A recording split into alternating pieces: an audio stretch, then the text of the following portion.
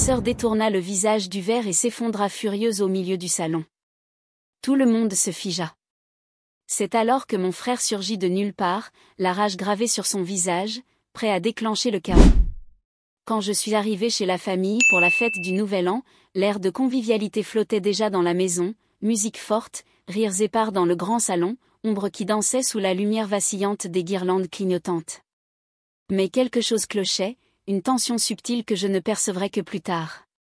Dans la cuisine bondée, ma sœur tenait un verre d'une manière presque solennelle, le regard perdu, le sourire effacé. « Allez, laisse tourner l'alcool », lança quelqu'un d'un ton qui ressemblait plus à une poussée qu'à une plaisanterie. Elle but une gorgée, fit une légère grimace que personne ne remarqua, et ce fut suffisant pour allumer un signal rouge dans mon esprit. La fête était magnifique, famille réunie, feux d'artifice prêts, amour et plaisanterie. Mais quelque chose dans le comportement du soi-disant ami fidèle de la famille, ce type toujours présent aux célébrations, me dérangeait. Il s'était approché trop près de ma sœur, avec un petit sourire en coin, lâchant une blague qui n'avait fait rire personne. Ça m'avait paru étrange, mais j'avais laissé passer. Peut-être juste une plaisanterie de mauvais goût. Seulement, quand je l'ai vu s'approcher d'elle avec ce verre, ce regard complice et ce « Allez, fais-moi confiance », mon estomac s'est glacé. Je suis resté silencieux dans un coin du salon, serrant mon téléphone dans mes mains tremblantes. J'ai entendu des rires, un toast collectif, puis le compte à rebours a commencé. 3, 2, 1. Bonne année. Les feux d'artifice éclatèrent dehors, le vacarme envahit la maison, les lumières clignotaient, et à cet instant ma sœur reprit ses esprits, surprise, avec une expression confuse. Le verre qu'elle tenait semblait maintenant lourd, toxique. La musique repartit de plus belle, mais pour moi tout devint lent, les visages, les corps qui bougeaient, l'air saturé, la tension qui s'épaississait comme un brouillard. C'est là que j'ai compris quelque chose d'horrible, elle avait besoin de s'asseoir. Elle chancela et laissa tomber le verre, éclats et boissons se répandirent sur le sol. Un silence tranchant, « Elle va bien ?» demanda quelqu'un, mais personne ne répondit. En quelques fractions de secondes, le salon devint un chaos émotionnel. Je me précipitai, tirai une chaise pour elle, et vis ses yeux se fermer lentement. Elle eut encore la force de murmurer, c'était pour me protéger. Puis plus rien. Sa voix s'éteignit, et ce verre devint une sentence. C'est à ce moment que mon frère, arrivé en cachette, je ne l'avais même pas vu entrer, surgit dans le salon. Son regard était de la poudre prête à exploser, les poings serrés, pulsant d'indignation. Je n'avais même pas commencé à expliquer que j'ai senti son coup de pied. Pourquoi ce salaud a fait ça à ma sœur? L'ami de la famille, totalement perdu, recula, retenu par des invités, mais l'adrénaline me coupa le souffle. Il avança avec un cri sec, « Sache que tu paieras pour chaque seconde où tu l'as mise en danger. » Et alors éclata la première gifle. Le visage de elle, ami, trembla, sa bouche s'ouvrit sur une protestation qui ne sortit pas. La bagarre générale commença, coups de poing, cris, bousculades, meubles renversés. Le vacarme fit reculer tout le monde, terrifié. Des hurlements, dehors, et « Appelez la police !» Il n'y eut même pas le temps de réfléchir. Quelqu'un sortit son téléphone, « J'appelle le 17. » Et en une seconde tout explosa. Les gyrophares de la police et de l'ambulance apparurent dans la rue, les sirènes assourdies résonnant contre les murs de la maison. La bagarre cessa, mais le sang coulait dans un silence mortel. Et sans même comprendre ce qui se passait, je réalisai que cette simple fête s'était transformée en cauchemar bien réel. « Aidez-moi avec elle », suppliai-je. « Elle va bien », répétai-je 1000 fois. Et ce n'est qu'alors que je pris conscience, personne n'était indemne. La tension avait désormais gagné tout le monde et ce n'était que le début de la tempête. L'ambulance venait à peine de s'arrêter que 2 secouristes se précipitaient déjà vers ma sœur, allongée sur le canapé, pâle, en sueur, les yeux mi-clos comme si le monde lui échappait peu à peu. L'un des secouristes demanda ce qu'elle avait ingéré. Et là, l'angoisse me saisit, personne ne le savait. Je réussis seulement à répondre d'une voix brisée, « Elle a bu un verre que ce type la lui a donné. » Je désignai l'ami de la famille, désormais assis au sol, le visage tuméfié et ensanglanté, retenu par 2 invités pour l'empêcher de fuir. « C'était quoi comme boisson ? » Vous avez vu s'il y a mis quelque chose, insista le secouriste, et tout le salon sembla figé. Certains s'éloignaient déjà de cet ami, d'autres le fixaient avec dégoût, comme si ce n'était que maintenant qu'ils comprenaient le monstre qui avait toujours été là.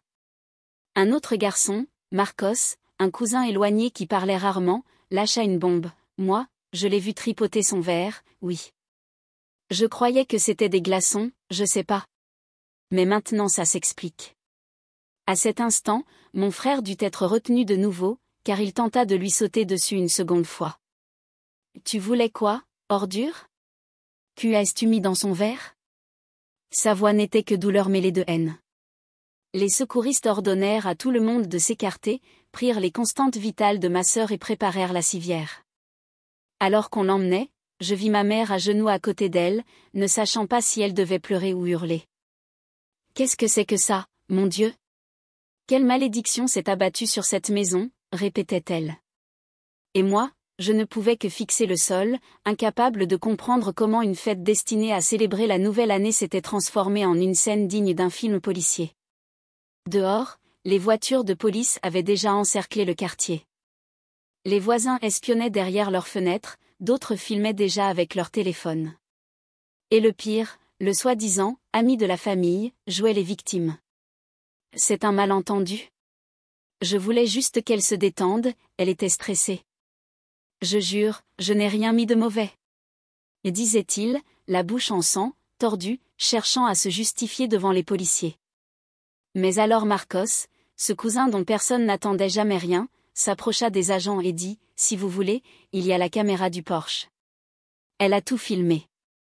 Je ne me souvenais même plus de cette caméra de sécurité, mais à ce moment-là, c'était comme si Dieu avait sorti une carte de justice pour cette nuit. Les policiers échangèrent un regard et ordonnèrent d'accéder aux images. Pendant ce temps, on emmenait ma sœur dans l'ambulance. Mon père voulait monter avec elle, mais on le lui interdit car le véhicule était déjà plein de secouristes. Alors il la suivit en voiture, et nous restâmes là, parmi les éclats de verre, les meubles brisés et une énergie lourde qui étouffait tout espoir de « bonne année ». Les policiers commencèrent à recueillir les témoignages. On me prit à part et je dus tout raconter depuis le début, comment j'avais vu ce type s'approcher d'elle avec le verre, son comportement étrange, la réaction de ma sœur après avoir bu. Puis mon frère raconta sa version, son arrivée, l'explosion, ce qu'il avait vu en entrant. Chaque déposition ajoutait un clou de plus dans le cercueil de ce misérable. Et puis arriva la confirmation que personne ne voulait entendre, mais que tout le monde attendait déjà. L'agent revint du Porsche avec son téléphone en main et annonça à voix haute, pour que chacun entende. Les images montrent qu'il manipule le verre avant de le donner à la victime. Et pas seulement, il regarde autour de lui, couvre partiellement le verre avec sa main et cache aussitôt quelque chose dans sa poche. Le salon resta sous le choc. Certains éclatèrent en sanglots, d'autres crièrent. Ma tante s'évanouit. Moi, je restai figé, les yeux rivés au sol, l'estomac retourné. À ce moment-là, l'atmosphère changea complètement. L'agent lui saisit le bras, lui lut ses droits et il fut menotté devant tout le monde. Vous êtes en état d'arrestation pour tentative d'empoisonnement et agression volontaire. La voix du policier trancha l'air. Et le soi-disant ami de la famille se mit alors à crier comme un rat pris au piège. Vous m'avez mal compris. C'était juste une blague. Je n'ai jamais voulu faire de mal à qui que ce soit. Mon frère tenta de se jeter à nouveau sur lui, mais fut retenu par 2 agents. Son sang bouillonnait. Je le retenais de toutes mes forces en lui disant, maintenant il va payer de la bonne manière. On ne peut pas tout gâcher. Mais au fond de moi aussi j'avais envie de le frapper jusqu'à ce qu'il oublie son propre nom. Alors que la voiture de police emmenait ce misérable, et que le silence retombait sur les ruines de notre fête, quelqu'un regarda sa montre et laissa échapper, malgré lui, premier jour de l'année, et ça commence déjà comme ça. Cette phrase me resta dans la tête, comme un présage que ce n'était que le début. La maison, qui quelques heures plus tôt débordait de voix, de musique et de promesses pour la nouvelle année, ressemblait désormais à un champ de bataille. Canapé renversé, traces de sang au sol, verres brisés partout et un silence absurde, seulement interrompu par les sanglots de ma mère dans la cuisine. Mon père envoya un message depuis l'hôpital, ils l'ont sédatée. Ils font des examens. On ne sait pas encore ce qu'elle a ingéré. Ce fut un coup de poing dans le ventre. Même avec ce type arrêté, le doute me rongeait, et s'il avait fait quelque chose de pire encore? Et si ce n'était pas seulement pour la faire s'évanouir? Mon frère n'arrivait pas à rester tranquille. Il faisait les 100 pas, pestant, parlant tout seul. Ce salaud a toujours été bizarre, mais j'ai été trop stupide. Stupide. Je l'ai laissé entrer, je l'ai laissé approcher notre sœur. Comment avons-nous pu ne rien voir? Je ne savais pas quoi répondre. La culpabilité se glissait dans toutes les phrases non dites. Personne ne voulait l'admettre, mais tout le monde le ressentait. Et c'est là que commencèrent à remonter des choses que personne n'attendait, de vieux secrets, des fissures cachées dans la famille. La première bombe vint de mon oncle César, qui avait passé toute la nuit silencieux, assis dans un coin du salon. Voyant mon frère hors de lui, il lâcha. Ce type avait déjà été écarté d'un autre de nos groupes d'amis, pour une situation similaire. Nous nous tournâmes tous vers lui en même temps. « Quoi ?» demandai-je. « Tu savais quelque chose et tu ne nous as jamais rien dit ?» À l'époque, rien n'avait vraiment éclaté. Ce n'était qu'une rumeur. La fille n'avait jamais voulu parler. Et je ne pensais pas qu'il réapparaîtrait ici. C'est ta mère qui a insisté pour l'inviter, elle disait que c'était une personne de confiance. Mon frère explosa. « Vous vous foutez de moi ? Tout le monde savait ce type louche et personne ne nous a prévenus ? Il a failli détruire notre sœur. » Ce fut une dispute générale. Ma mère sortit de la cuisine en pleurant de plus belle, un chiffon à la main. Je ne le savais pas. Si je l'avais su, il ne serait jamais entré dans cette maison. La vérité, c'est que tout le monde présent avait une part de responsabilité. Personne n'avait voulu voir les signaux. Ce type avait toujours été trop aimable, trop gentil garçon, toujours prêt à aider, à entamer une conversation, à se rapprocher de tout le monde, surtout des jeunes femmes de la famille. Maintenant tout prenait sens. Et c'était écœurant. C'est dans ce climat tendu que sonna le téléphone portable de mon frère. C'était un numéro inconnu, mais il répondit. Son visage changea peu à peu, devenant de plus en plus sérieux, de plus en plus sombre. Lorsqu'il raccrocha, il me regarda et parla à voix basse, comme s'il ne voulait pas que les autres entendent. C'était la police. Ils ont fait un test rapide à l'hôpital, et ils ont trouvé des traces d'une substance appelée GHB dans l'organisme de notre sœur. Je restais pétrifiée. Je savais ce que cela signifiait. J'avais déjà entendu parler de cette drogue utilisée pour rendre une personne vulnérable, inconsciente, sans mémoire. C'était le genre de choses que l'on voyait dans les films, ou dans les pires faits divers. Mon sang se glaça. Ils vont enquêter sur son passé. Ils ont dit que ça pourrait devenir une affaire fédérale, selon ce qu'ils découvriront. À cet instant, tout le monde comprit que ce n'était plus seulement un problème familial.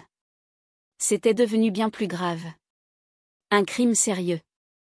Une possible tentative de « je n'osais même pas finir ma pensée ». Où est son téléphone, demandai-je, cherchant à me concentrer sur quelque chose de concret. Personne ne le savait.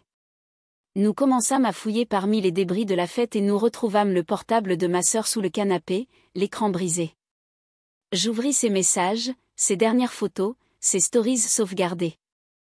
Et là, je tombai sur quelque chose qui me coupa le souffle. Elle avait échangé des messages avec ce type la veille au soir. Il insistait pour qu'elle prenne quelque chose pour se détendre, disait qu'il connaissait une boisson efficace contre l'anxiété, lui écrivait qu'elle se sentirait plus légère si elle se laissait guider par lui pour la soirée. Elle répondait en riant qu'elle n'en avait pas besoin, mais lui continuait d'insister. Je montrai cela à mon frère. Regarde ça. Il la préparait depuis un moment. Ce n'est pas un coup de tête. C'était prémédité. De nouveau, la fureur brilla dans ses yeux. Je vais lui détruire la vie. Si la justice ne le fait pas, je le ferai moi. Je dus lui saisir le bras.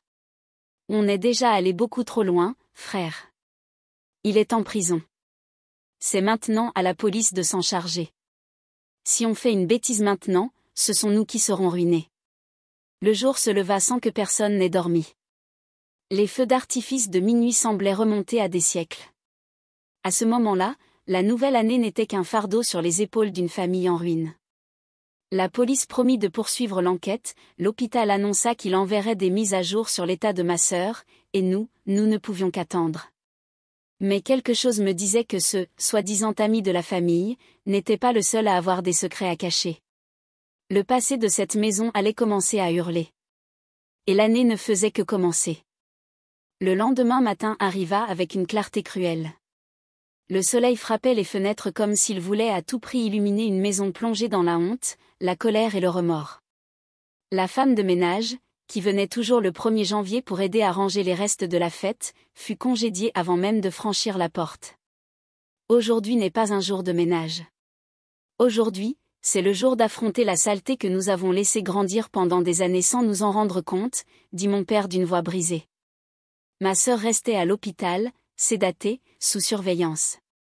Les analyses avaient été envoyées au laboratoire médico-légal.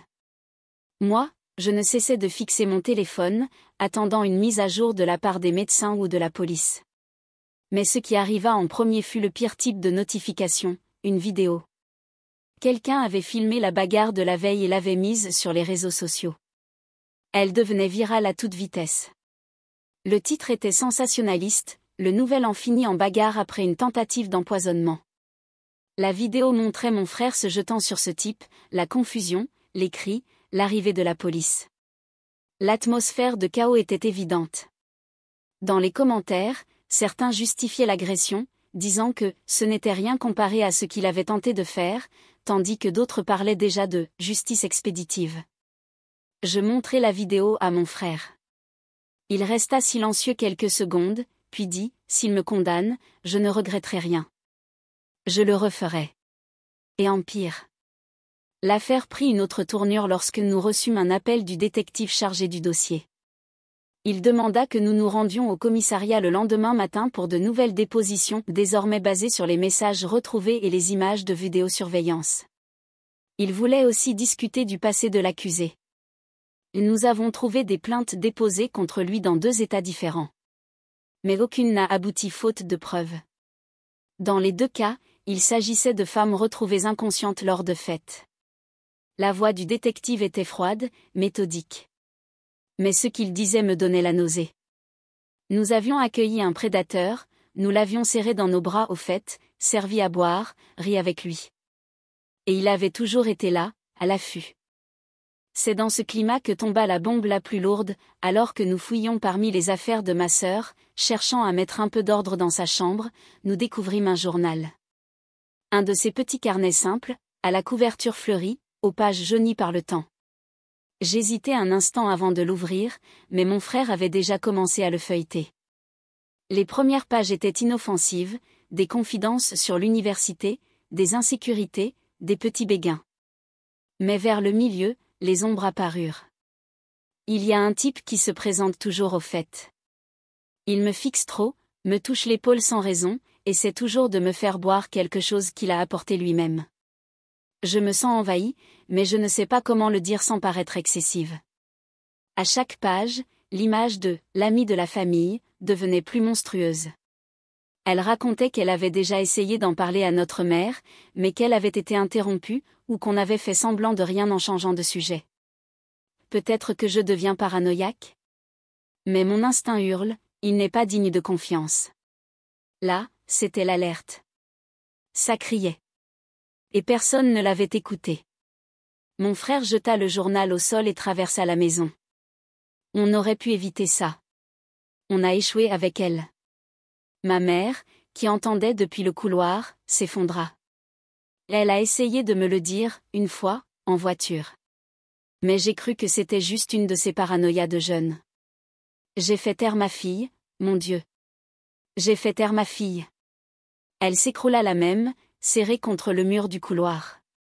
Sa culpabilité était insupportable à voir. Et même si nous nous sentions tous coupables, rien n'était comparable au poids qu'elle portait à cet instant. C'est dans cet état que nous décidâmes de faire quelque chose de symbolique, éliminer de la maison tout objet qui rappelait ce type. Vieilles photos, verres personnalisés des fêtes, souvenirs, même une chemise qu'il avait oubliée lors d'une précédente visite. Tout fut jeté dans un sac poubelle noir et laissé sur le trottoir. Ce n'était pas grand-chose, mais c'était le début d'un nettoyage nécessaire, physique et émotionnel. Le soir, nous nous assîmes tous dans le salon, même avec les meubles encore sens dessus-dessous, et nous décidâmes que plus rien ne serait caché. Qu'il s'agisse de secrets, de soupçons ou de rancune, tout serait dit. Mon oncle César, celui qui avait entendu des rumeurs, révéla qu'il y a des années, lors d'un voyage en famille, il avait vu ce type tenter de tirer une cousine dans une chambre. Elle avait réussi à s'échapper, mais n'avait pas voulu porter plainte. Je ne l'ai jamais oublié, mais j'ai préféré m'éloigner plutôt que d'affronter le problème. Lâcheté de ma part. Ma mère révéla que, 2 ans plus tôt, elle avait reçu un message anonyme la mettant en garde contre lui, mais qu'elle avait pensé à une intrigue inventée par quelqu'un de jaloux. Je l'ai supprimé sans réfléchir. Aujourd'hui, je regrette chaque touche que j'ai pressée. Chaque révélation était un coup de poing dans l'estomac. La vérité, c'est que chacun, d'une manière ou d'une autre, avait choisi le confort du déni plutôt que la douleur de la vérité. Et nous en payons désormais le prix. Au milieu de cette confession collective, mon téléphone vibra. C'était un message de l'hôpital, ma sœur s'était réveillée. Elle était consciente, mais encore très faible. Et le plus important, elle se souvenait de tout. La prochaine visite serait difficile. La vérité allait enfin sortir de sa bouche. Et peut-être qu'avec elle émergeraient de nouvelles blessures, ou un chemin, même douloureux, vers une forme de justice. Le trajet vers l'hôpital se fit en silence. Personne n'osait parler. L'angoisse était si lourde qu'on respirait à peine dans la voiture. Mon père conduisait les mains tremblantes, les yeux creusés par 2 nuits sans sommeil. Ma mère pleurait doucement sur le siège passager, et mon frère et moi, à l'arrière, échangions des regards de pure peur. Peur de ce que ma sœur allait dire. Peur de ce qu'elle avait vécu. Peur de notre culpabilité. Nous arrivâmes à l'hôpital et montâmes directement à l'étage où elle était hospitalisée. L'odeur de désinfectant, les lumières blanches, les couloirs silencieux, tout resserrait encore plus le nœud dans ma gorge. Quand l'infirmière nous autorisa à entrer dans sa chambre, mon cœur faillit exploser. Elle était allongée, pâle, mais éveillée. Les yeux encore lourds de sédatifs, mais vivants. Quand elle nous vit, elle esquissa un léger sourire, un sourire fatigué, mais réel. Ma mère se précipita vers elle, l'enlaça avec toute la délicatesse du monde et commença à demander pardon. « Pardonne-moi, ma fille, j'aurais dû te protéger, pardonne-moi. » Ma sœur ferma simplement les yeux et laissa couler ses larmes. Ce fut mon père qui prit l'initiative, lui saisit la main et demanda d'une voix brisée, « Ma fille, tu te souviens de ce qui s'est passé ?» Elle hocha la tête. Puis, d'une voix basse et posée, elle commença à raconter. Chaque mot était un couteau qui s'enfonçait toujours plus dans nos consciences. Je savais qu'il n'était pas digne de confiance. Je l'ai toujours su. Mais personne ne m'écoutait. C'était l'ami de la famille. Ce type sympathique que tout le monde adorait. Mais moi je le sentais, chaque fois qu'il me touchait sans raison, chaque fois qu'il surgissait de nulle part quand j'étais seule dans la cuisine, chaque fois qu'il me demandait si j'avais un petit ami, j'avais la nausée. Mais on me disait toujours que j'exagérais. Elle raconta que cette nuit-là, il était venu vers elle avec ce verre déjà prêt. Il disait que c'était une boisson spéciale, qu'il avait préparée lui-même, légère, rafraîchissante, parfaite pour se détendre. Elle avait refusé d'emblée, mais il avait insisté. Et elle, fatiguée de passer pour la rabat-joie de la soirée, avait fini par céder. Je n'en ai bu qu'une gorgée. Le goût était étrange. Trop sucré. Aussitôt, j'ai senti mon corps chauffer, comme si j'avais de la fièvre. Puis le vertige a commencé. C'est alors qu'elle me regarda droit dans les yeux. Je t'ai vu m'observer. J'ai vu ton regard inquiet. J'ai essayé de sourire pour te rassurer, mais ma tête tournait déjà. J'ai tenté de demander de l'aide avec mes yeux, et tu as compris. Mes yeux se remplirent de larmes. J'acquiesçai. J'ai bien vu qu'il y avait quelque chose d'étrange. Mais je n'imaginais pas que c'était aussi grave. Elle continua. Elle dit qu'elle se souvenait à peine de s'être effondrée sur le canapé. Que tout était devenu flou. Mais une chose restait claire, l'instant exact où il s'était approché, accroupi à côté d'elle, pour lui chuchoter quelque chose à l'oreille.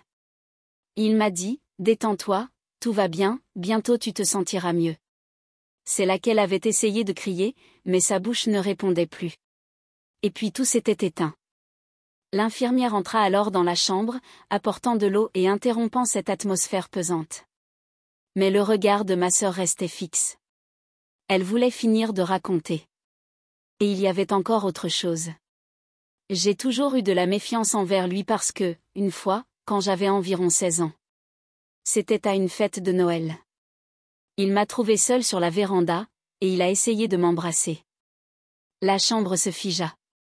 Ma mère porta sa main à sa bouche, le visage complètement dévasté. « Pourquoi ne me l'as-tu jamais dit ? » « Parce que lorsque j'ai essayé, tu m'as dit qu'il était juste affectueux, qu'il traitait tout le monde comme ses filles. Et que je devais arrêter d'inventer des histoires. » La phrase sortit sans colère, mais avec une douleur immense. Mon frère se leva brusquement, soufflant, les yeux enflammés de haine. « Si ce salaud sort de prison, je réglerai moi-même ce que la police n'aura pas le courage de faire. » Mon père tenta de le calmer, mais la vérité est que nous ressentions tous la même chose. Le niveau de trahison était si profond, si sordide, qu'il n'y avait plus de place pour la rationalité. Après le départ de l'infirmière, ma sœur posa une question qui nous brisa tous. « Est-ce qu'il est vraiment en prison ?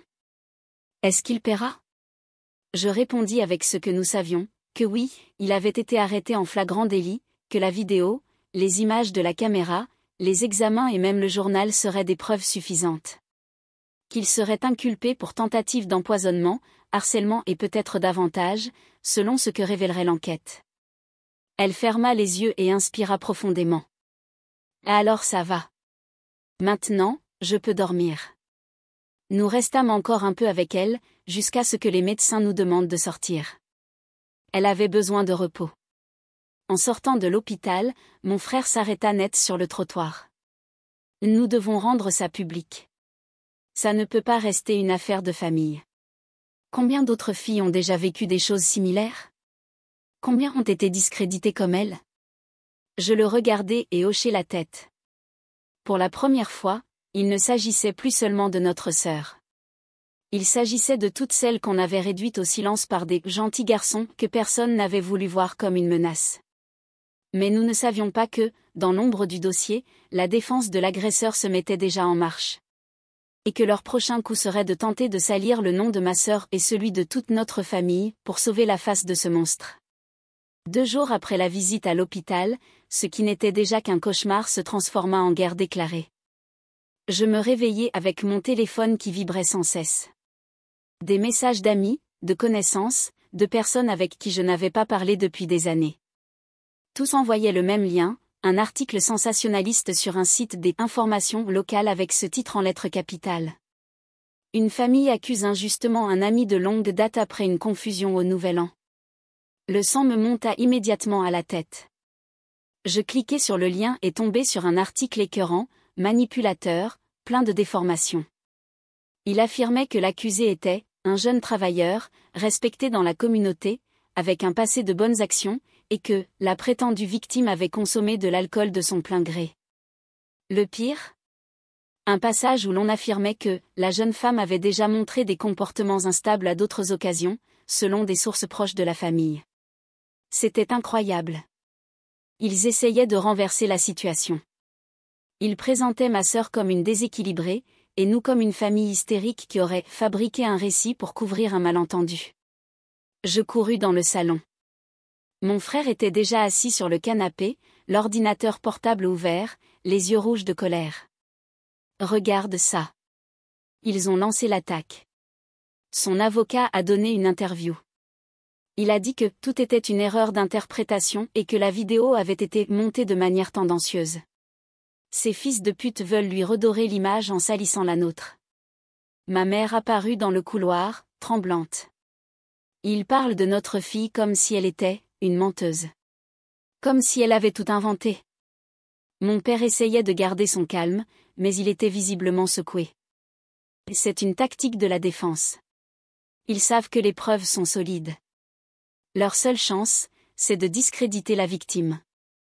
Mais ce que personne n'attendait, C'est ce qui arriva ensuite. Un autre site publia un article avec des captures d'écran de messages privés de ma sœur, anciens, sortis de leur contexte, où elle parlait d'anxiété, de crise de panique, de médicaments sous prescription. Elle admet elle-même avoir des problèmes émotionnels. Comment peut-on croire le témoignage d'une personne pareille ? Disait le texte. Et la source ? Un ami proche qui a demandé l'anonymat. Nous savions exactement qui avait fait fuiter tout ça, une connaissance de l'accusé, déjà venue chez nous par le passé. C'est alors que ma sœur appela depuis l'hôpital, en larmes. Ils disent que j'ai tout inventé, que je suis folle, que je voulais me faire remarquer. Je n'en peux plus. Ma mère faillit s'effondrer. Ma fille, nous allons régler ça. Tu n'es pas seule. Mais la vérité, c'est que la pression commençait à nous étouffer. Des commentaires venimeux surgirent sur les réseaux sociaux. Famille en quête de likes, plainte inventée, le garçon est victime d'une hystérie collective. Même les voisins commencèrent à s'éloigner, à éviter le contact. Ce vieux sentiment de honte collective se répandait comme du poison. Et même avec toutes les preuves, la vidéo, l'examen toxicologique, les messages, l'opinion publique commençait à se diviser. Parce que l'affaire était devenue un spectacle. Et quand ça devient un spectacle, tout le monde s'improvise juge sans connaître la moitié de l'histoire. C'est à ce moment-là que nous décidâmes d'engager une avocate. Et pas n'importe laquelle, nous nous tournâmes vers la docteure Elena Moral, réputée pour traiter des affaires d'abus, de harcèlement et de violence psychologique. Une femme ferme, au regard tranchant, aux mots aiguisés. Quand elle arriva chez nous, elle ne perdit pas de temps. Vous devez comprendre une chose, il ne s'agit plus seulement de prouver qu'il est coupable. Il s'agit de protéger l'intégrité de la victime. Et ça, dans le monde d'aujourd'hui, c'est la partie la plus difficile. La justice juge avec les preuves. Mais l'opinion publique juge avec des mèmes, des fake news et des titres sensationnalistes. Elle nous conseilla de ne répondre à aucune provocation. Pas de posts enflammés, pas d'interviews, pas de pics sur les réseaux. À partir de maintenant, vous ne parlez qu'à travers moi. Et seulement à travers moi. Mais mon frère n'arrivait pas à se taire. On doit les laisser détruire l'image de notre sœur sans réagir ? Ils sont en train de l'anéantir. Tu veux aider ta sœur ? Alors ne leur donne pas de munitions. Ce qu'ils désirent le plus, c'est que tu perdes le contrôle. Qu'un membre de la famille menace, insulte, publie quelque chose d'imprudent.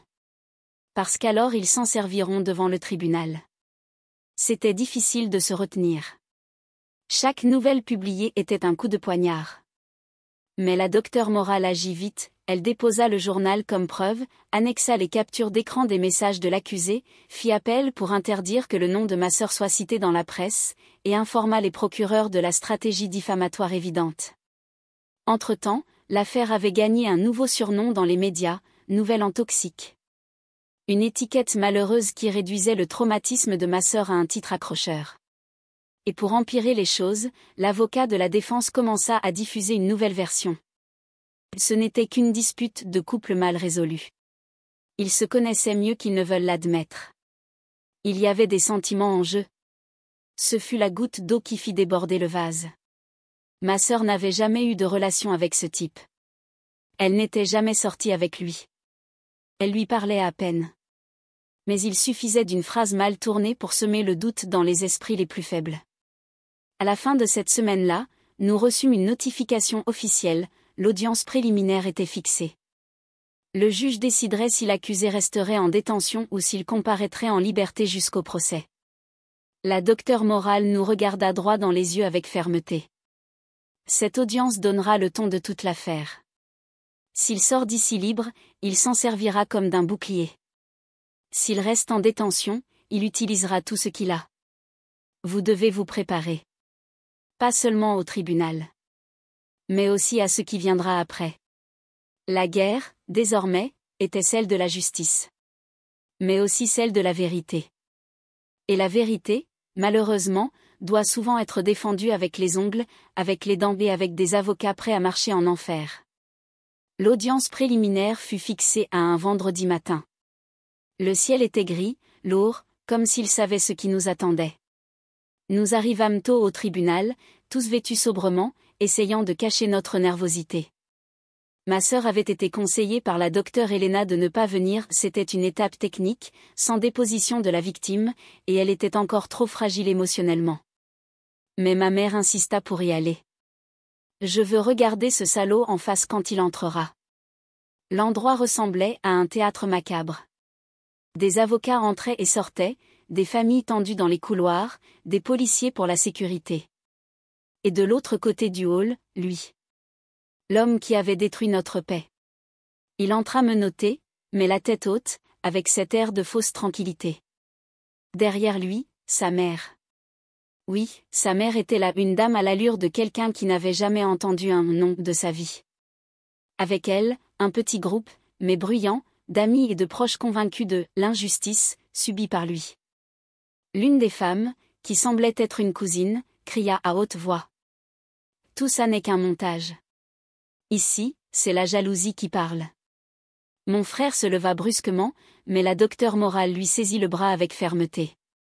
Si tu te relèves encore une fois sans que je te le dise, je te sors moi-même de la salle. Elle était dure, et à ce moment-là, c'était exactement ce dont nous avions besoin.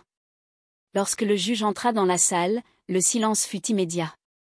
La procureure commença par lire les pièces du dossier, l'examen toxicologique, les vidéos de la caméra, les captures des messages, le passé de l'accusé, le rapport de l'hôpital. Un ensemble solide, clair. La procureure parlait avec fermeté, sans en rajouter, mais avec de l'impact. Elle posait chaque élément comme on empile des briques pour bâtir un mur sans fissure. De l'autre côté, l'avocat de la défense commença son théâtre. Excellence, ce que nous avons ici n'est rien d'autre qu'un malentendu alimenté par des émotions à vif.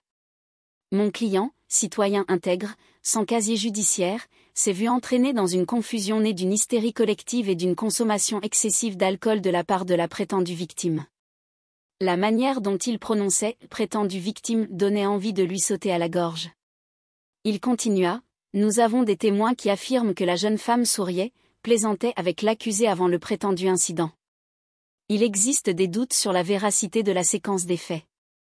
Et de plus, les médias sensationnalistes ont contribué à créer une image déformée de mon client. L'envie de me lever et de crier était insupportable. Mais la docteure Morale resta assise, les bras croisés, attendant son tour. Lorsque le juge donna la parole à la partie civile, elle se leva lentement, ajusta ses lunettes et commença. « Excellence, avec tout le respect, nous ne sommes pas face à un malentendu. Nous sommes face à un prédateur aguerri. Un homme au passé de comportement suspect, aujourd'hui pris en flagrant délit par des caméras, des examens et des témoins. La victime a été droguée avec une substance d'usage criminel, et elle est en vie grâce à l'intervention rapide de ses frères. L'accusé est dangereux, récidivant dans des schémas obscurs, et représente un risque concret s'il est remis en liberté. » Puis elle sortit le journal de ma sœur, lut de courts passages ciblés. L'atmosphère devint lourde. Même le juge baissa les yeux un instant, respirant profondément. À mi-discours, l'avocat de la défense s'exclama « Objection !» Cette citation n'avait pas été autorisée au préalable, elle viole le principe du droit à la pleine défense. Le juge autorisa la poursuite mais avertit, faitant un usage mesuré, « Maître. » Elle conclut de façon impeccable. La victime est en vie. Mais pas par hasard. Elle est en vie parce que, pour la première fois, quelqu'un a décidé de la croire à temps. Et c'est ce que je demande aujourd'hui, que le système, lui aussi, décide de la croire. Le juge demanda une suspension de 30 minutes pour analyser les arguments. Nous sortîmes de la salle et nous dirigeâmes immédiatement vers le couloir. La tension était insupportable. Mon frère faisait les 100 pas en se rongeant les ongles, et ma mère fixait le sol comme si elle voulait le transpercer du regard. C'est alors que la mère de l'accusé s'approcha. Oui, elle-même. Elle s'arrêta à 1 mètre de nous et dit, d'une voix pleine de mépris. « J'espère que vous dormirez bien après avoir détruit la vie d'un brave garçon, juste parce que votre gamine ne sait pas se contrôler. » Ma mère bondit. « Tu parles de ma fille, vache ?» Ce fut un pandémonium. Je dus retenir ma mère, la sécurité du tribunal intervint et exigea que tout le monde s'éloigne. Mon frère ne sauta pas sur la femme uniquement parce qu'il fut retenu par 2 paires de bras en même temps. La docteure Morale, impassible, se contenta de dire. Notez bien cette phrase. La presse sera ravie de savoir ce que pense la mère de l'accusé des victimes inconscientes. Quand nous revînmes dans la salle, le juge avait déjà sa décision prête. La tension était si dense que personne ne respirait. Après une analyse minutieuse des preuves présentées, du passé de l'accusé et de la gravité des indices, je décide du maintien en détention provisoire. L'accusé restera détenu jusqu'au procès. Un soupir collectif s'échappa de notre côté de la salle. De l'autre, ce fut le chaos. La mère de l'accusé pleurait, son avocat tentait de protester, et l'accusé lui-même hurla « C'est un complot », avant d'être emmené menotté. Nous quittâmes le tribunal en silence. Mais au fond, nous savions que ce n'était qu'une première victoire. Le procès restait à venir. La presse continuerait de nous attaquer. Les commentaires en ligne, les insultes, tout cela nous encerclait encore. Mais ce jour-là, nous dormîmes avec la certitude que, pour l'instant, la justice n'avait pas failli. Après l'audience, il aurait dû y avoir un climat de soulagement à la maison. Mais ce ne fut pas le cas. La sensation de victoire momentanée fut rapidement engloutie par un poids silencieux, comme si chacun savait que ce n'était que le premier round. La docteure Elena commença les préparatifs du procès final le jour même. Elle dit que l'affaire entrerait au calendrier judiciaire dans les 2 mois suivants, et qu'en attendant nous devions nous blinder contre tout, presse, réseaux sociaux, commérage des voisins, amis trop curieux. Elle organisa des réunions hebdomadaires avec la famille, réexamina les preuves, fit venir des psychologues spécialisés pour préparer émotionnellement ma sœur. C'était comme assembler une armée.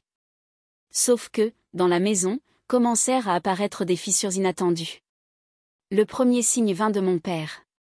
Lors d'une de ses réunions avec la docteure, il se mit à détourner la conversation, à regarder sa montre. Quand on lui demanda s'il était prêt à témoigner, il hésita. Moi, bien sûr, mais, est-ce vraiment nécessaire? Il y a déjà tellement de personnes impliquées. La pièce resta silencieuse. Ma mère fut la première à réagir. Qu'est-ce que tu veux dire, Carlos? C'était ta fille. Ta fille a été droguée par une ordure sous notre toit. Je sais. Mais vous ne comprenez pas. Je suis fonctionnaire. Cette affaire devient virale. J'ai déjà entendu des collègues en parler au travail. Si je monte à la barre, mon nom sera sur toutes les lèvres. Le regard de mépris que ma sœur lança à mon père suffit à le réduire au silence pour les 5 minutes suivantes. Mais le mal était déjà fait. La docteure Elena ne perdit pas de temps. Carlos, avec tout le respect, si vous voulez donner la priorité à votre réputation plutôt qu'à la justice pour votre fille, je ne peux pas faire de miracle. Votre présence au procès sert à montrer la solidité de la famille. Elle renforce l'image d'une victime entourée de soutien. Il ne répondit pas. Il se contenta d'inspirer profondément, comme quelqu'un pris en flagrant délit. Dans les jours qui suivirent, d'autres tensions émergèrent. Ma tante Martha, la sœur de ma mère, qui au début semblait solidaire, commença à s'éloigner. Elle cessa d'envoyer des messages. Et un dimanche après-midi, elle se présenta à l'improviste pour « parler ». Écoutez, je suis venue parce que je pense que vous devez bien réfléchir. Voulez-vous vraiment aller au bout de tout ça? Ce procès peut vous détruire. Avez-vous pensé à ce qui arriverait s'il était acquitté? Vous passeriez pour des menteurs. Et votre fille, elle portera ça toute sa vie. Êtes-vous sûr que c'est ce qu'elle veut? Ma mère faillit lui sauter à la gorge. Sûr? Sûr. La fille a été droguée, Martha. La certitude, nous l'avons eue quand elle a failli mourir sur notre canapé. Mais ma tante ne céda pas. Je dis seulement que vous devez y penser. La justice ne fonctionne pas toujours. Et il y a beaucoup de gens dehors qui disent qu'elle a exagéré, qu'elle a peut-être mal interprété. C'est une énorme pression. Je dus intervenir. Donc tu préfères qu'on enterre tout pour ne pas être jugé par les autres? C'est ça? Elle haussa les épaules. Parfois, le silence protège plus que l'exposition. Ce fut la dernière fois que tante Martha mit les pieds chez nous. Ce qui devint clair, cette semaine-là, c'est que le véritable procès avait déjà commencé et qu'il se déroulait en coulisses. Dans la tête des gens. Dans la réputation de la famille. Chaque jour, une nouvelle rumeur. Chaque post sur Internet, une nouvelle vague de doutes. Des haters commencèrent à taguer le nom de ma sœur sur les réseaux, à lui envoyer des messages disant qu'elle était une imposture, qu'elle voulait se faire remarquer, qu'elle avait ruiné la vie d'un innocent. La docteure Elena resta ferme. Nous poursuivrons chaque profil qui franchira la limite. Injures, calomnie, diffamation. Et si nous découvrons que l'avocat de la partie adverse a encouragé tout cela, il paiera aussi. Mais la pression montait. Mon frère eut une crise de rage et brisa un miroir dans la salle de bain. Je ne supporte pas de voir ma sœur subir tout ça. On fait tout correctement et malgré ça, il la crucifie. Et au milieu de tout cela, ma sœur commença à se refermer. Elle était plus silencieuse, plus distante. Elle se mit à douter de sa décision. Et s'ils avaient raison? Et si je n'étais plus jamais vue autrement que par ça? Et si je ne trouvais jamais de travail? Et si plus personne ne voulait me regarder en face? Nous essayâmes de la soutenir. De lui montrer que nous étions derrière elle. Mais au fond, nous ressentions tous la même peur. Qu'elle s'effondre. Que la force qui tenait tout s'écroule totalement. C'est alors que la docteure Elena proposa une stratégie inattendue, faire venir d'autres victimes. Ce genre d'agresseur agit rarement une seule fois. Si vous connaissez quelqu'un qui aurait vécu une situation similaire, c'est le moment de parler. Si nous obtenons ne serait-ce qu'une autre victime prête à témoigner, le procès change complètement. L'idée paraissait impossible au début. Mais une semaine plus tard, nous reçûmes un message anonyme. Une femme, d'un autre État, disait avoir connu l'accusé lors d'un événement des années plus tôt. Elle avait des photos avec lui. Des conversations sauvegardées.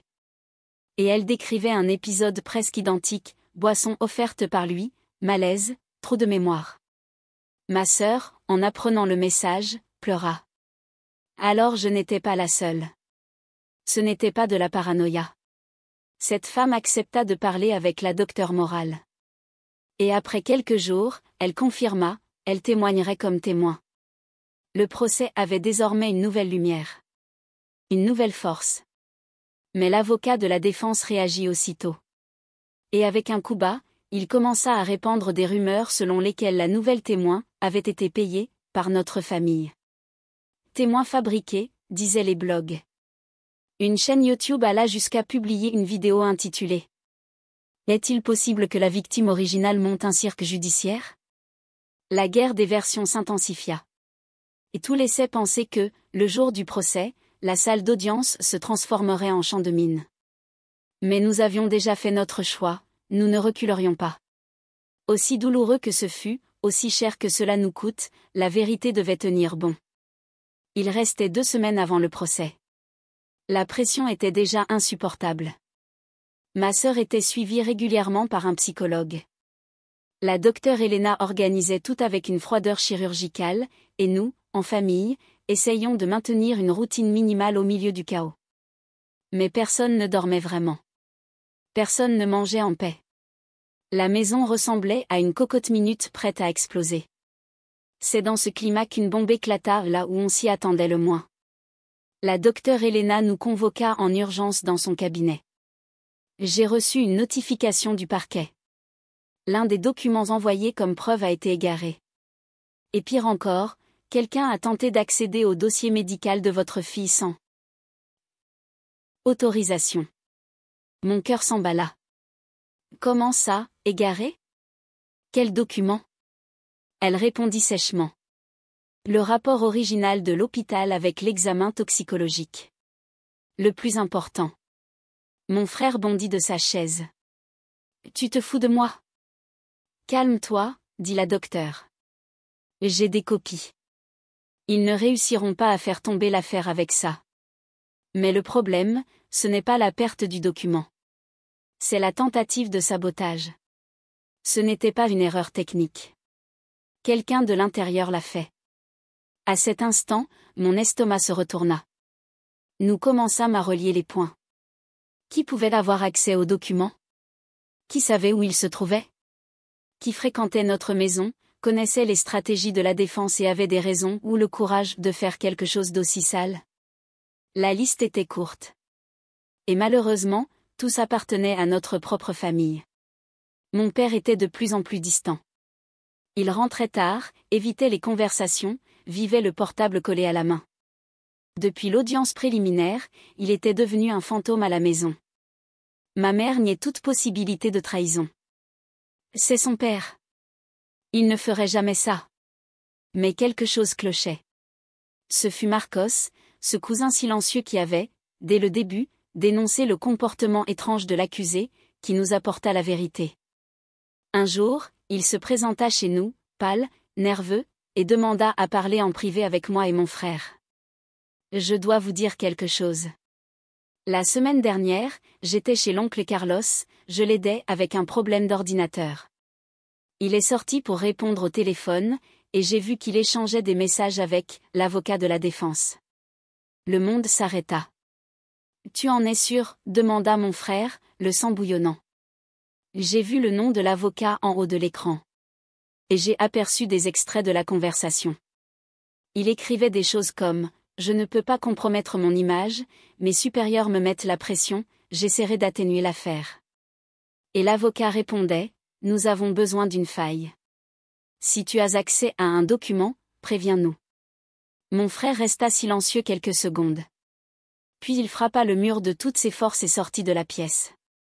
Mon père. L'homme qui avait juré de protéger sa fille. Il était en contact avec l'avocat de celui qui avait failli la détruire. Pourquoi? Pour sauver sa réputation? Par peur du scandale? Par intérêt professionnel? Cette nuit-là, la maison se transforma en champ de bataille. Nous attendîmes son retour. Dès qu'il entra, l'air devint lourd comme du béton. Ma mère savait déjà. Nous l'avions prévenue, mais elle espérait encore que ce soit un mensonge. Il n'essaya même pas de nier. Je voulais seulement vous protéger. Nous protéger, hurla ma mère. Tu as livré les preuves de l'affaire de ta fille à l'avocat de son agresseur. Vous ne savez pas ce que c'est que d'être exposé ainsi. Au travail, ça parle déjà. Je pourrais être enquêté, licencié, perdre tout ce que j'ai construit. Je n'ai rien remis d'important. J'ai juste demandé du temps. J'ai demandé qu'il soit plus clément. La déception était si grande qu'elle donnait la nausée. Il avait troqué la justice contre la réputation.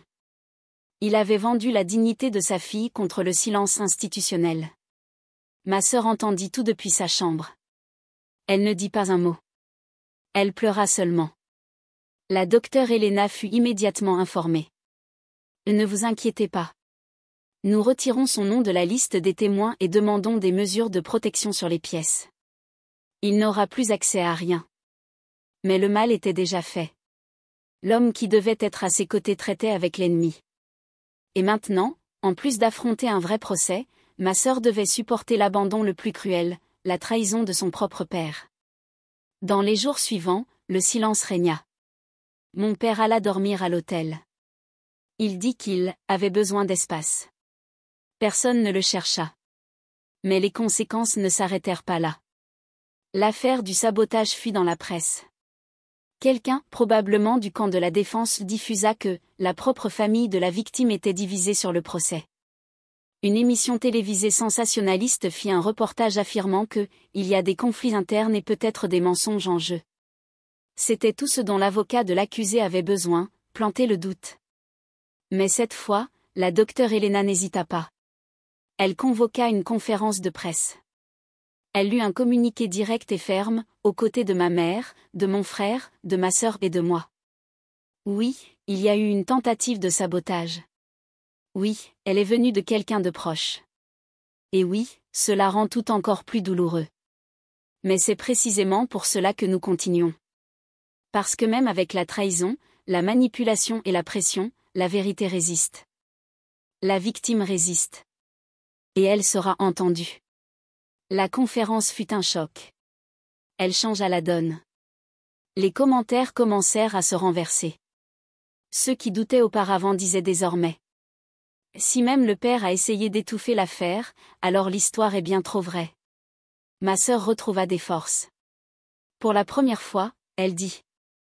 Je le regarderai dans les yeux au tribunal.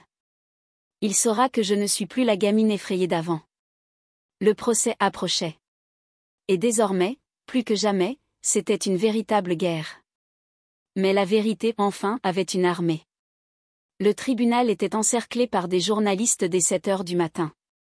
Des camions de chaînes locales et même nationales bloquaient toute la rue. Journalistes en costume cravate, caméra à la main, flash partout. La scène ressemblait au procès d'une célébrité, mais ce n'était que le reflet d'une société malade qui consomme les tragédies comme du divertissement. Nous entrâmes par l'entrée latérale, guidés par la sécurité de la docteure Elena. Aucun contact avec la presse. Évitez de regarder les caméras. Tout peut être utilisé contre vous, même un simple regard de travers. Ma sœur était déterminée. Elle portait une robe sobre, les cheveux relevés, l'expression dure. Elle n'était plus la jeune fille effrayée de la fête. Elle était désormais une survivante qui avait choisi de se battre. Et nous, à ses côtés, prêts à tout. Lorsque nous pénétrâmes dans la salle d'audience, l'impact fut immédiat. Elle était pleine. Tribune bondée, journalistes accrédités dans un coin, soutien de l'accusé dans l'autre. La juge, une femme d'une 60aine d'années, au regard perçant et à la posture de fer, était déjà en place. La procureure arrangeait ses dossiers, et la docteure Elena tapait frénétiquement sur son ordinateur. Puis il entra. L'accusé. En costume clair, menotté, mais avec le même regard qu'à chaque fois, celui du faux innocent. Sa mère le suivait, la tête basse, mais non sans nous lancer un regard venimeux. La juge ouvrit l'audience d'une voix ferme. Elle lut les charges, présenta les accusations, administration d'une substance sans consentement, tentative d'agression, comportement prédateur répété. Le silence dans la salle était absolu. L'avocat de la défense demanda que l'accusé soit maintenu sans menottes durant le procès, afin de ne pas influencer le jury. Demande acceptée, et lui sourit. Arrogant. La procureure fut la première à prendre la parole. Cette affaire concerne une confiance trahie. Elle concerne un agresseur qui s'est caché pendant des années derrière l'image du bon garçon, et qui a finalement commis un acte documenté, enregistré, prouvé. Mais ne croyez pas que ce soit la première fois. Aujourd'hui, vous entendrez l'histoire d'une victime. Et aussi celle d'une autre, qui n'a jamais eu l'occasion de parler auparavant. Ce fut le premier choc de la journée. Le public murmura, le jury s'agita. La docteure Elena me fit un signe discret, signal que la seconde témoin confirmée était bien là. La première déposition fut technique, le médecin qui avait suivi ma sœur à l'hôpital. Il confirma que la substance trouvée dans le sang était du GHB, que les symptômes correspondaient à une sédation involontaire, et qu'elle avait risqué un arrêt respiratoire si elle n'avait pas été secourue à temps. L'avocat de la défense tenta de le discréditer, parlant des « excès de conclusion », mais la juge l'interrompit. Cela reste dans le domaine de l'analyse technique. Vous pouvez continuer. Puis ce fut au tour de la meilleure amie de ma sœur. Elle raconta avoir déjà remarqué des comportements étranges de l'accusé lors d'autres fêtes, comment il se rapprochait souvent de ma sœur, posait des questions intrusives, et que, quelques jours avant le Nouvel An, il avait tenté de l'ajouter sur les réseaux sociaux avec des messages du genre « Ravi de mieux te connaître », sans aucune familiarité préalable. L'atmosphère était déjà tendue quand la docteure Elena demanda l'autorisation d'avancer une témoin spéciale. La juge accepta. Et c'est alors qu'elle entra, la femme d'un autre État qui avait dénoncé anonymement l'accusé, et qui acceptait désormais de témoigner officiellement. La salle se figea. Elle monta à la barre, se présenta d'une voix ferme et commença à raconter son histoire. Un événement universitaire, une fête, un type, sympathique, une boisson, particulière, un trou de mémoire. Puis, des messages de lui cherchant à tout banaliser. Tu étais juste fatigué, détends-toi.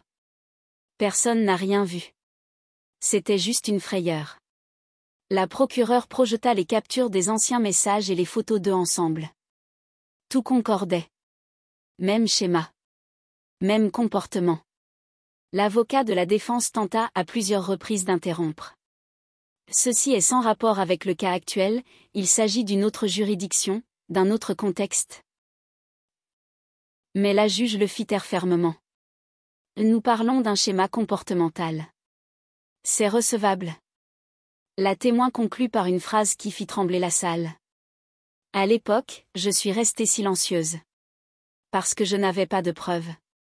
Parce que j'avais peur. Mais aujourd'hui, voyant qu'il l'a refait, avec une fille si jeune, je refuse de me taire. Ma sœur pleurait doucement sur son banc. La docteure Elena lui serrait la main, et ma mère fermait les yeux pour ne pas s'effondrer. À la pause, l'avocat de la défense s'approcha de notre rangée. Il essaya de paraître calme, respectueux. Mais il susurra entre ses dents. Il est encore temps de tout régler par un accord. Mon client admet un excès, mais pas une agression. Vous éviterez de futures expositions. Ma sœur se leva, le regarda droit dans les yeux et dit d'une voix ferme. Si j'avais voulu un accord, je serais restée silencieuse. Moi, je veux la justice. La vraie. Celle qui ne blanchit pas la face d'un criminel avec une demi-excuse. La salle reprit pour la deuxième partie du procès dans une ambiance différente. La presse était désormais clairement du côté de la victime. Certains portails publiaient déjà des titres comme « Les dépositions choc démontent la défense de l'accusé soupçonné d'avoir drogué une jeune femme ». Mais nous savions que l'avocat ne lâcherait rien. Il avait encore un atout dans sa manche et il allait bientôt le jouer. Le procès devait reprendre le lendemain, et le programme prévoyait, la victime elle-même serait entendue. Ma sœur devrait affronter l'accusé. Tout raconter.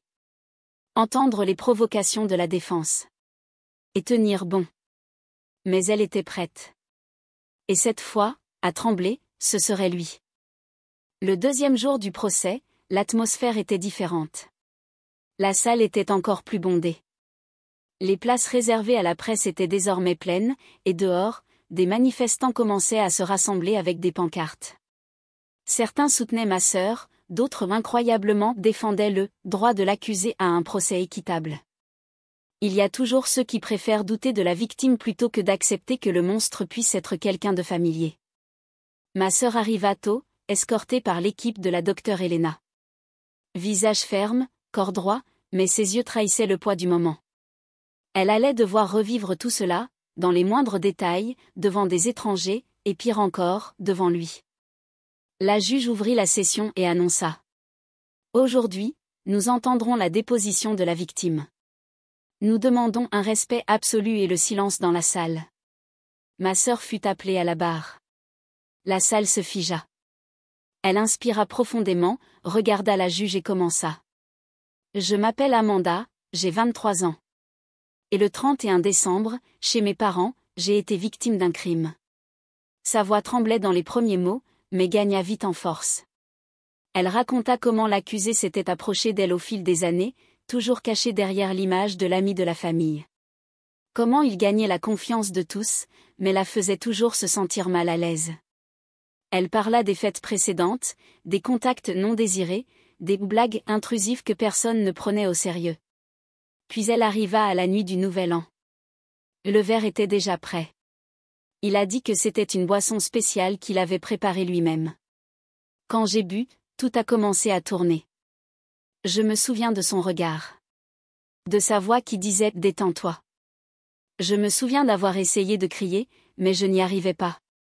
La salle était plongée dans un silence absolu. On n'entendait même plus une respiration. Elle décrivit le trou noir. Le moment où elle s'était évanouie. La sensation d'impuissance. Puis, le réveil à l'hôpital, informé de ce qui s'était passé. Ce n'est pas seulement pour ce qu'il a essayé de me faire. C'est pour tout ce qu'il a déjà fait à d'autres. Pour la façon dont il utilise l'image du bon garçon pour se cacher. On m'a discrédité quand j'ai tenté de mettre en garde. On m'a traité d'exagérée. De folle. Aujourd'hui, je suis ici pour prouver qu'il ne se cachera plus derrière le silence des autres. La procureure conclut l'interrogatoire par une question directe. Reconnaissez-vous l'accusé comme la personne qui vous a offert la boisson cette nuit-là? Oui. Et je n'oublierai jamais le sourire qu'il a eu en voyant que j'étais trop faible pour réagir.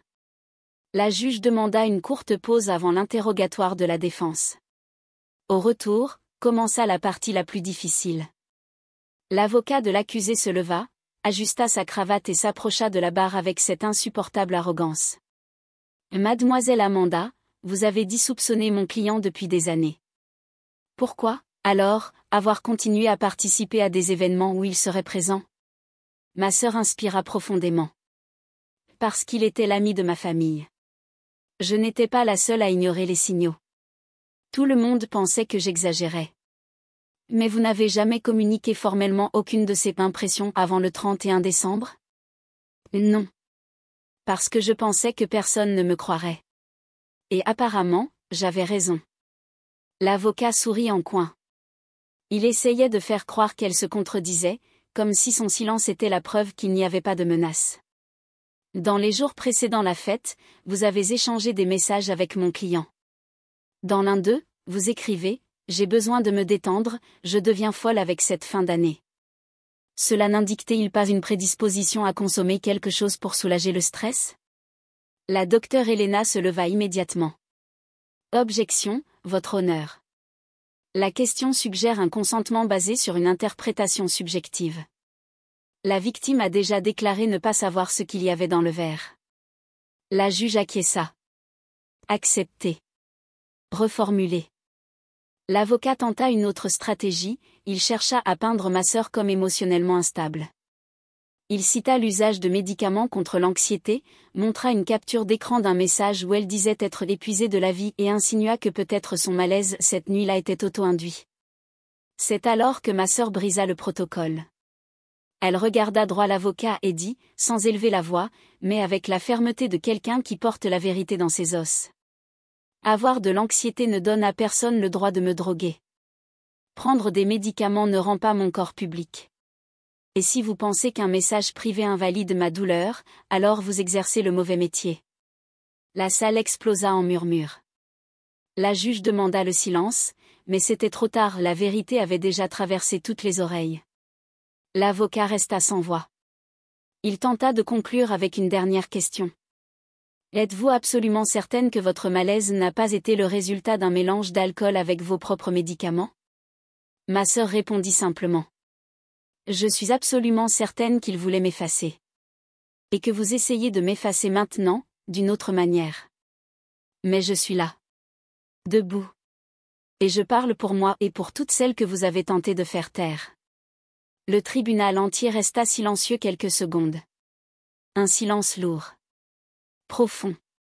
Respectueux. La juge clôtura la déposition et remercia ma sœur pour son courage. À la sortie, la presse tenta de s'approcher, mais la sécurité de la docteure Helena fut impeccable. Nous montâmes directement dans une voiture noire et rentrâmes à la maison.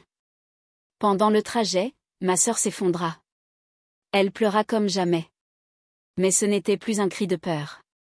C'était de soulagement. De libération. J'ai parlé. J'y suis arrivé. Mais la guerre n'était pas terminée. Le lendemain, ce serait au tour de l'accusé d'être entendu. Et il essaierait, encore une fois, de se faire passer pour une victime. Sauf que désormais, le monde avait entendu sa voix. Et il ne serait pas facile de la faire taire. Le 3e jour du procès commença par ce que tout le monde attendait avec anxiété et une colère contenue, la déposition de l'accusé. Le tribunal était plus rempli que jamais. Dehors, le mouvement de soutien à ma sœur avait grandi. Des pancartes avec des phrases comme « Nous croyons Amanda » et « Justice pour toutes » envahissaient la rue. Mais à l'intérieur de la salle, la guerre était plus silencieuse. Elle avait l'odeur de la tension et le goût amer du cynisme. Il entra escorté, mais sans menottes, comme il avait réussi à l'obtenir à l'audience précédente.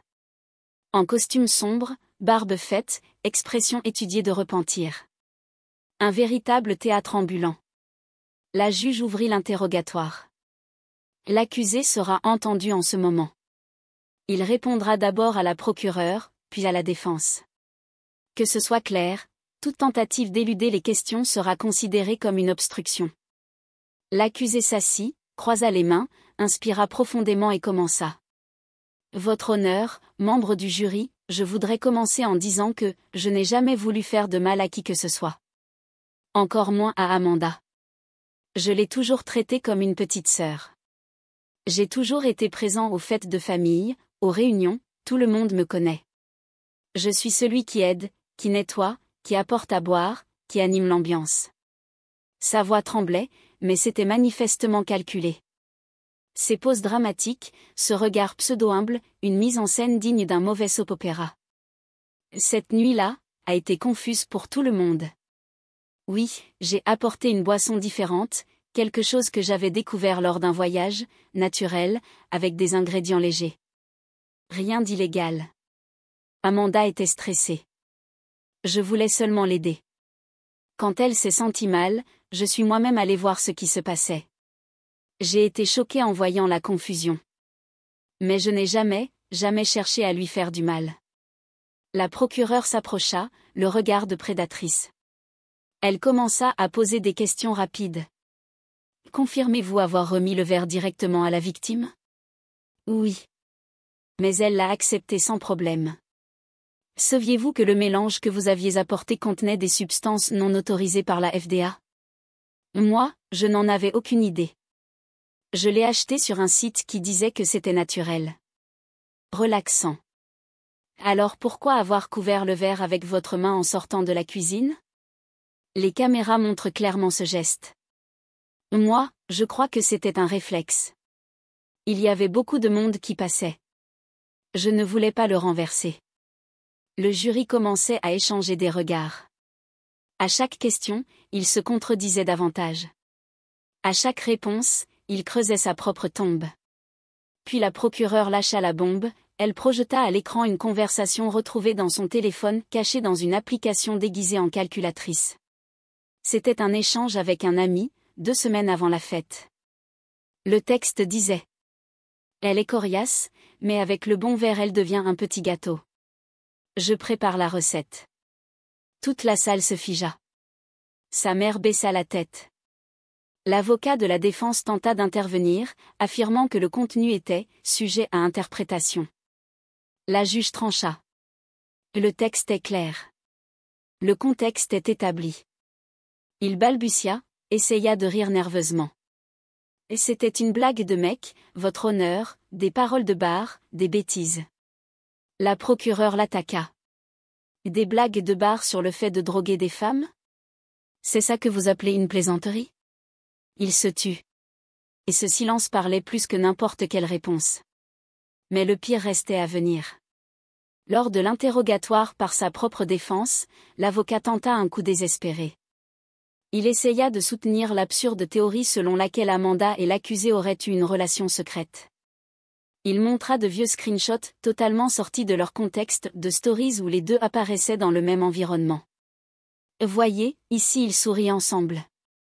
Et là, elle commente, ta boisson est toujours la meilleure. Il y a plus d'intimité ici que ce qui a été admis. La juge s'impatienta. La défense est-elle en train de suggérer que la victime a consenti à être droguée ? Absolument pas, votre honneur. Nous voulons seulement montrer qu'il y avait plus de proximité que ce qui est dit. Et peut-être, une mauvaise interprétation des faits. C'est alors que la docteure Elena demanda la parole. Votre honneur, si vous le permettez, nous avons une témoin de dernière minute légalement autorisée qui peut mettre fin à cette absurdité de la défense. La juge hocha la tête. Et entra l'ex-petite amie de l'accusé. Oui. Une femme qu'il avait fréquentée des années auparavant, et qui avait appris l'affaire par les journaux. Elle demanda à témoigner lorsqu'elle vit que les mêmes manipulations étaient utilisées à nouveau. Elle monta à la barre et parla, calme, mais chaque mot était une lame. Cet homme a un schéma. Il m'a drogué en 2017, lors d'une fête, de la même manière. Je n'ai jamais porté plainte par peur. Mais quand j'ai vu qu'il l'avait refait, avec une fille si jeune, je ne pouvais pas me taire. Il fait semblant que ce soit une blague, que ce soit du charme, de la séduction. Mais c'est du contrôle. C'est de la cruauté. C'est un crime. L'avocat de la défense faillit s'étrangler. Il tenta de dire que c'était une coïncidence, une vengeance d'ex, mais il était trop tard. Le mal était fait. Le jury écoutait tout dans un silence sépulcral. Et à ce moment-là, pour la première fois, le regard de l'accusé changea. Le masque tomba. Il comprit qu'il avait perdu le contrôle du récit. La juge conclut la journée d'une phrase ferme. Ce tribunal ne juge pas une moralité subjective. Il juge des preuves. Et aujourd'hui, elles ont parlé fort. À la sortie, la presse s'affola. Des titres tels que l'accusé démasqué par son ex-petite amie en plein tribunal.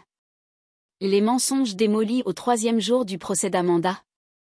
Et ma sœur, pour la première fois depuis le début, sourit. Un petit sourire, mais rempli de force. La vérité avait commencé à faire du bruit. Et lui, enfin, commençait à sombrer dans ses propres mensonges. Le 4e jour du procès fut le plus silencieux de tous. On aurait dit que même l'air dans la salle avait été vidé. Personne ne souriait, personne ne chuchotait. Seulement des regards attentifs, des respirations retenues et une tension que l'on aurait pu couper au couteau. La juge annonça l'ouverture de la session d'une voix grave. Aujourd'hui, nous entendrons les plaidoiries finales. Ensuite, le jury sera conduit dans la salle réservée pour délibérer. Nous demandons un respect absolu pendant toute la procédure. La procureure fut la première à prendre la parole. Et quel discours!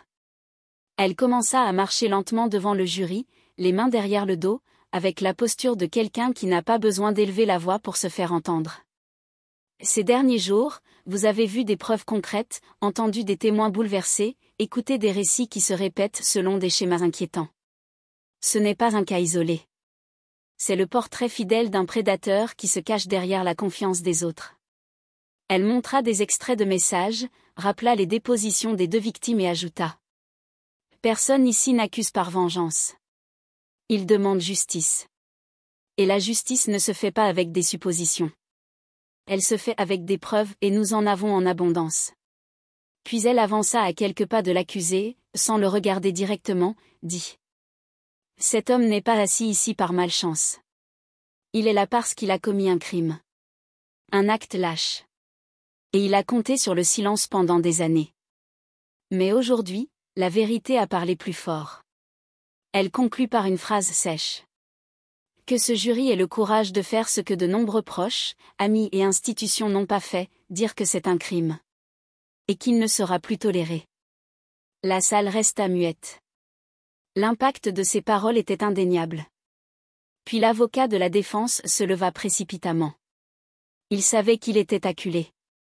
Mesdames et messieurs du jury, cette affaire a été transformée en spectacle. Un récit construit pour peindre mon client comme un monstre. Mais je vous demande de regarder les détails. Les contradictions. Les lacunes. Il tenta de reprendre les arguments selon lesquels Amanda n'avait jamais dénoncé auparavant que elle avait accepté la boisson et que elle avait un passé émotionnel instable. Il affirma que la nouvelle témoin était émotionnellement impliquée et que on ne peut pas se fier pleinement au souvenir d'une fête survenue il y a des années. C'était le désespoir qui parlait. Il essayait de détourner l'attention des preuves. Il tentait d'insinuer que tout était douteux et que, par conséquent, l'accusé devait être acquitté pour manque de certitude. À la fin, il risqua un coup émotionnel, il demanda au jury de considérer l'avenir ruiné d'un jeune homme qui pourrait être jugé par une vague d'émotions, et non par la véritable justice. Il regarda l'accusé et dit. Cet homme a une famille. Il a des rêves. Il a une carrière. Et il est sur le point d'être détruit par quelque chose qui pourrait avoir été mal interprété. La procureure baissa les yeux. Il n'y avait plus rien à répondre. La défense avait joué toutes ses cartes, même les plus sales. La juge remercia pour les plaidoiries, donna les instructions légales au jury et les conduisit ensuite dans la salle de délibération. Et c'est là que commença la pire partie, l'attente. Nous fûmes conduits dans une salle réservée à l'intérieur du tribunal. Un petit espace, avec un canapé inconfortable, une table en bois et une cafetière déjà froide. Personne ne parvenait à rester assis. Ma sœur faisait les 100 pas. Mon frère fixait son téléphone, malgré l'absence de réseau. Ma mère priait doucement, les doigts entrelacés comme si c'était la dernière fois qu'elle pouvait demander quelque chose à Dieu. Les heures passèrent comme des siècles. 2 heures. 3. 4. La docteure Elena regardait sa montre sans cesse. Plus ils prennent de temps, plus ils discutent. Cela peut être une bonne chose ou une très mauvaise. Jusqu'à ce qu'à 16h47, on frappe à la porte. Le jury a atteint un verdict. Nous retournâmes dans la salle. Les jambes me semblaient de caoutchouc. Chaque pas résonnait plus fort que le précédent. Nous nous assîmes. La juge reprit sa place. Le jury entra, tous avec des yeux graves, fatigués, certains visiblement secoués. La juge demanda au président du jury. Le jury a-t-il atteint un verdict unanime? Oui, votre honneur. Vous pouvez le lire. Mon cœur battait si fort dans mes oreilles que j'entendis à peine le premier mot. L'homme du jury inspira, ouvrit la feuille et dit d'une voix ferme. Nous déclarons l'accusé coupable des chefs d'accusation de soumission de substances sans consentement, tentative d'abus et agression psychologique. La salle explosa dans un mélange de pleurs, de soupirs et de murmures. Ma sœur s'effondra dans les bras de ma mère, éclatant en sanglots qui semblaient tout mélanger, douleur, soulagement, colère et libération. Mon frère ferma les yeux et remercia en silence. La juge ordonna que l'accusé soit reconduit en détention et fixa l'audience de condamnation 2 semaines plus tard. Il sortit de la salle avec le même regard arrogant qu'avant, mais sans plus de façade. Il était vaincu. Le théâtre était terminé. Et cette fois, il n'y aurait pas de rideau derrière lequel se cacher. La presse se précipita pour diffuser la nouvelle. L'accusé reconnu coupable de tentative de drogue et d'abus. Justice est faite. Mais pour nous, il ne s'agissait pas de titre. Il s'agissait de pouvoir respirer à nouveau. Même avec les traumatismes, les cicatrices, avec tout ce qui restait derrière, ce jour-là, ma sœur avait été entendue. Et cela, n'était que le début de la guérison. 2 semaines après le verdict, le tribunal devint à nouveau une scène, cette fois, pour l'ultime acte, l'audience de condamnation. Cela aurait dû être simple, direct. L'accusé avait déjà été reconnu coupable. Il ne restait qu'à la juge d'appliquer la peine selon les articles prévus. Mais nous savions que, avec tout ce que cette affaire avait mis au jour, rien ne serait simple. Et nous avions raison. La salle était à nouveau pleine. La presse présente, des militants assis au dernier rang, des familles des 2 côtés, et au centre de l'attention, ma sœur. Cette fois, elle était différente. Elle portait encore la douleur, bien sûr. Mais elle avait quelque chose de plus, de la dignité. Une posture droite. Et ce calme particulier que seules les personnes qui ont regardé l'enfer dans les yeux réussissent à maintenir. L'accusé entra me noter. Pour la première fois, le visage abattu. Plus de costume élégant, plus de pose. Juste un uniforme beige de détenu et des cernes profonds. Mais, même ainsi, il conservait ce regard cynique. Celui qui cherchait encore à se vendre comme un incompris. La juge ouvrit la séance. Lors de cette audience, nous écouterons le ministère public, la défense, la victime si elle souhaite s'exprimer et, le cas échéant, l'accusé aura aussi droit à la parole finale avant le prononcé de la peine. La procureure fut brève. Elle rappela les crimes, souligna le sang-froid de l'accusé, le nombre de victimes impliquées, la tentative de sabotage du procès, et recommanda la peine maximale prévue pour les infractions cumulées. La défense, bien entendu, tenta de jouer sur l'émotion. Votre honneur, nous demandons la clémence. Mon client n'a pas de casier judiciaire, il a montré un comportement coopératif pendant la détention provisoire et il regrette ce qui s'est passé. Nous demandons que la sentence tienne compte de son potentiel de réhabilitation. Réhabilitation. Le mot résonna comme une insulte. Comme s'il était possible de réhabiliter ce type de cruauté, pratiqué tant de fois, de façon si méthodique. La juge se tourna vers Amanda. Mademoiselle, souhaitez-vous prendre la parole? Elle se leva. Les yeux fermes, la voix claire. Oui, votre honneur. Et elle commença. Pendant des mois, j'ai rêvé de ce jour. Je pensais que j'arriverais ici en voulant vengeance. Que je voudrais le voir pourrir en prison. Mais aujourd'hui, tout ce que je veux, c'est qu'il perde ce qu'il aime le plus, le contrôle. Parce que cet homme ne voulait pas seulement me faire du mal physiquement. Il voulait me faire taire. Me réduire au silence. Me faire douter de moi-même. Elle inspira profondément. Et il y est parvenu. Pendant des années. Mais plus maintenant. La salle était plongée dans un silence absolu. Aujourd'hui, je parle pour moi. Pour l'autre victime qui a eu le courage de venir ici. Pour l'ex-petite amie qui a été réduite au silence. Et pour toutes celles qui ont encore peur d'ouvrir la bouche. Que cette sentence démontre que le silence ne protège personne. Et que parler, même quand ça fait mal, reste l'arme la plus puissante qui existe. Elle retourna à sa place, applaudit en silence. Seulement par des regards. Seulement par l'émotion. La juge se tourna vers l'accusé. Voulez-vous dire quelque chose avant la sentence? Il hésita. Semblait prêt à dire non. Mais soudain, il se leva. Et ce fut le moment le plus inattendu de tout le procès. Votre honneur, je ne sais pas si cela sert à quelque chose de parler maintenant. Tout le monde ici me hait déjà. Mais je parlerai quand même. Il regarda le public. Le jury. Et enfin Amanda. J'ai fauté. D'accord? J'ai fauté.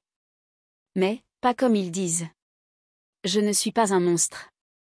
Je me suis juste perdue. Je voulais seulement être remarquée. Je voulais qu'on m'apprécie. Je n'ai jamais planifié de faire du mal à qui que ce soit. Je voulais juste me sentir admirée. Respectée. Un discours étrange. Égoïste. Comme si c'était lui la véritable victime de toute cette histoire. Une tentative désespérée de se laver la conscience avec des mots vides. Si je pouvais revenir en arrière, je ferais tout différemment. Mais maintenant, il est trop tard, n'est-ce pas? Il se rassit. Sa mère pleurait. Mais la salle entière était glaciale. Car ces excuses ne venaient pas de la culpabilité. Elles venaient de la peur. De l'échec. Du château de manipulation qui s'était écroulé. La juge fit une pause, relut les documents et commença la sentence. L'accusé a été reconnu coupable de multiples infractions d'une gravité élevée. Il y a eu des tentatives d'interférer dans le procès, plusieurs victimes, un comportement prémédité et une absence de véritable repentir. Elle frappa de son marteau. Je prononce la sentence, 18 ans de réclusion criminelle, sans droit à la liberté conditionnelle avant d'avoir purgé les 2/3 de la peine. Un soupir général envahit la salle. Elle conclut. Que cette décision serve d'avertissement, la confiance n'est pas un bouclier pour les abuseurs. Et le courage d'une victime peut être la ruine d'un prédateur. L'accusé fut emmené en silence. Dehors, la presse attendait. Mais cette fois, nous n'avons pas fui. Amanda sortit par la porte principale. La tête haute. Parce que la justice, même tardive, était enfin arrivée.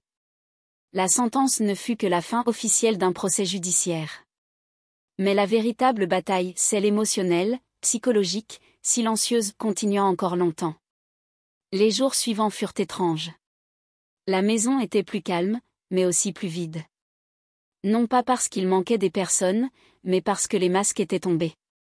Et ce qui restait, après la chute, c'était la vérité.